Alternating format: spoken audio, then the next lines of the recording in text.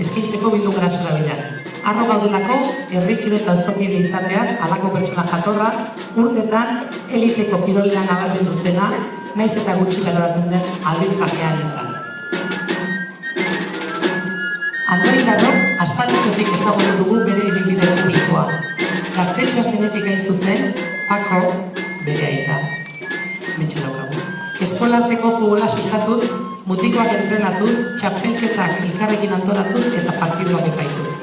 Are gehiago, gogoan daukagu, 13-14 urteko mugitxu bat besterik etzenean, eta bere adina birukoizten zuten jokalarien partidak epaitzen zituenean, Lasareko, Agustin Deleitzako eta antzeko txapelketa mitikoetan. Jada ordurako, bazekien jokalariengatik errespetua irabazten. Neurketetan epailenak bikain burutzen zituetako.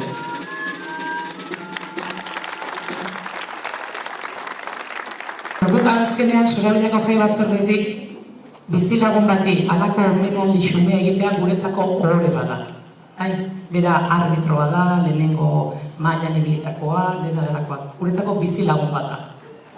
Bizilagunarekin edo zer gozetarako konta genezake eta hori da azkenean, gaurtxo omenaldi xume horren helburua.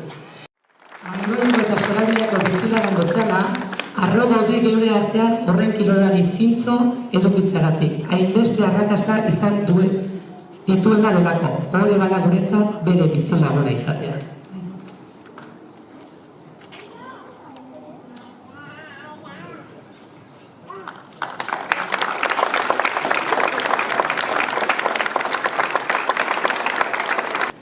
Orain dela 19 urte, nire lehengo egualdia lehengo mailan, nik argi neukan etxebizitza erosi da nula leku atsegiten.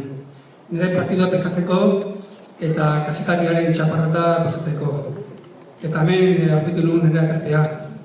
Nun hemen baino beto, Antonio bertan, nire familia onduan, leku zoragarria, hemen berko inazkian, eta bizilagunekin jatorri.